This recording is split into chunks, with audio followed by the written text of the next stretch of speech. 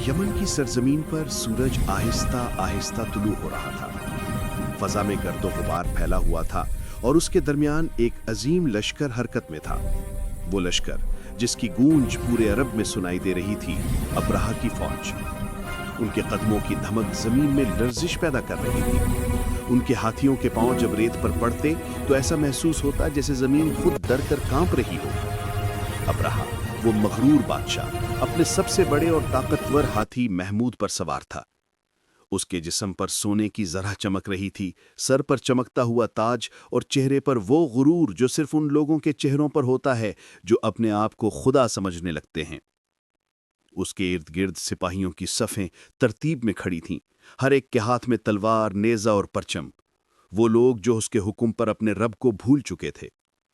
Abraha ने अपने जर्नेलों को मुखातिब करते हुए बुलंद आवाज में कहा, आज हम अरब के दिल पर हमला करेंगे। वो घर जिसे वो खाना खुदा कहते हैं, आज जमीन बोस हो जाएगा। आज देखते हैं कि इस घर का रब कहाँ है। सिपाहियों ने नारे बुलंद किए, अब्राहा जिंदाबाद, यमन की शान जिंदाबाद। रेगिस्तान की गर्म हवा उनके नारों को दूर तक ले गई, जैसे आसमान खुद सुन रहा हो। मगर उनके कदमों के नीचे जमीन में एक अजीब सी बेचैनी थी। हाथियों में भी इस्तिराब था। महमूद कभी कभी रुक जाता, अपनी सूंड आसमान की तरफ उठाता और एक लंबी सी आवाज निकालता, जैसे उसे किसी आने वाली आफत का एहसास हो। सिपाही उसे लोहे की जंजीरों से खींचते, कोड़े मारते, मगर महमूद अपनी जगह डटा रहता। अब्राहा गुस्से से चीखता, चलो आगे बढ़ो, कोई ताकत हमें नहीं रोक सकती। मगर फजा में एक खामोश सवाल गूंज रहा था, क्या वाकई कोई ताकत इन्हें नहीं रोक सकती? दूर आसमान पर बादलों के पीछे एक सन्नाटा छाया हुआ था और हवा का रुख आहिस्ता आहिस्ता बदलने लगा। परिंदे जैसे कहीं गायब हो गए, हवा रुक गई, सूरज की रोशनी भी मध्यम पड़ने लगी। मगर अब्राहा को इन निशानियों की कोई परवाह नहीं थी। उसका दिल गुरूर से भर चुका था। वो अपने ताज को ठीक करता, रेत पर नजर डालता और कहता, आज मक्का का दिन है, आज इस घर को मिटा दिया जाएगा। मक्का के करीब पहुंचते हुए उसके सिपाहियों ने अपने खैमे गाड़ दिए। दूर से काबे के स्याह गिलाफ की झलक उन्हें नजर आ रही थी। अब्राहा ने मुस्कुराते हुए कहा, यही है वो घर जिसे लोग खुदा का घर कहते हैं।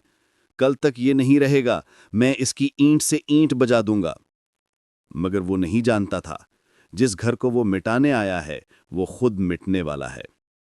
उसकी जुबान पर तकब्बुर के अल्फाज थे, मगर आसमान पर खामोशी में एक फैसले की गूंज थी। अल्लाह ने सुन लिया था।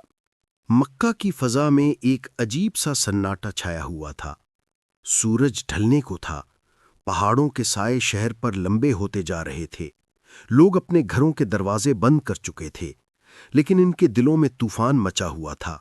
खबर फैल चुकी थी, अब्राहा मक्का के करीब पहुंच चुका है। बूढ़े, औरतें और बच्चे सब एक ही सिमत जा रहे थे, पहाड़ों की तरफ। वो अपने घर, अपना शहर, अपना माजी पीछे छोड़कर जा रहे थे, मगर इनके दिल काबा से जुड़े हुए थे। बूढ़े आंखों में आंसू लिए कह रहे थे, हम कमजोर हैं, मगर ये अल्लाह का घर है। जो इस घर का रब है वो खुद इसकी हिफाजत करेगा। अब्दुल मुत्तलिब, कुरैश के सरदार, खाना काबा के दरवाजे के पास खड़े थे। उनकी दाढ़ी सफेद, आंखों में नूर और चेहरे पर यकीन की रोशनी थी। उन्होंने आसमान की तरफ हाथ उठाए और कहा, या अल्लाह, ये तेरा घर है, हम इसके निगहबान नहीं, तू इसका रब है, तू ही इसकी हिफाजत फरमा। उनके अल्फाज खामोश फजा में गूंज गए, जैसे जमीन और आसमान सुन रहे हों। रात होने लगी, पहाड़ों की चोटियों पर चिराग जलने लगे। मक्का के लोग ऊपर से शहर को देख रहे थे। काबा तन्हा खड़ा था, सन्नाटे में डूबा हुआ, मगर एक अजब नूर उसके इर्द गिर्द फैल रहा था। हवा रुक चुकी थी, आसमान साफ मगर पुरसुकून था, और उस खामोश रात में ऐसा लगता था जैसे खुद फरिश्ते उतरने वाले हों। सुबह का वक्त था। सूरज की पहली किरण पहाड़ों के पीछे से झांक रही थी। हल्की हवा चल रही थी, मगर इस हवा में एक अजीब सा बोझ महसूस होता था। दूर उफुक पर गर्दो गुबार का एक तूफान उठ रहा था। मक्का के पहाड़ों पर पनाह लेने वाले लोग خوف اور تجسس کے عالم میں نیچے دیکھ رہے تھے۔ ان کی آنکھوں میں آنسو، دلوں میں ایمان اور لبوں پر ایک ہی دعا، اے اللہ، یہ تیرا گھر ہے، تو ہی اس کی حفاظت فرما۔ پھر وہ لمحہ آیا، دھول کے بادلوں میں سے ایک لشکر نمودار ہوا، سینکڑوں سپاہی، تلواروں کی چمک، نیزوں کی جھلک، اور ان سب کے درمیان ایک عظیم ہاتھی، محمود۔ اس کے جسم پر سونے کے زیور چمک رہے تھے اور اس کے پیشانی پر خون کا نشان، جیسے وہ بھی جانتا ہو کہ وہ ایک گناہ کی طرف جا رہا ہے۔ ابرہہ نے فخر سے مسکراتے ہوئے اپنے لشکر کی طرف دیکھا اور غرور سے بولا، آج ہم اس گھر کو مٹا دیں گے جس پر یہ لوگ فخر کرتے ہیں۔ پورا لشکر نعرے لگاتا آگے بڑھا، ہم ابرہہ کے سپاہی ہیں، ہم وہ ہیں جو تاریخ بدل دیں گے۔ لیکن انہیں کیا معلوم تھا کہ وہ تاریخ میں اپنے انجام کے طور پر لکھے جانے والے ہیں۔ ابرہہ نے حکم دیا، ہاتھی کو آگے بڑھاؤ، لیکن محمود نے قدم آگے نہ بڑھایا، وہ رک گیا۔ جب سپاہیوں نے اسے آگے دھکیلنے کی کوشش کی تو وہ زمین پر گھٹنوں کے بل گر گیا، جیسے اس کے دل میں اللہ کا خوف اتر آیا ہو۔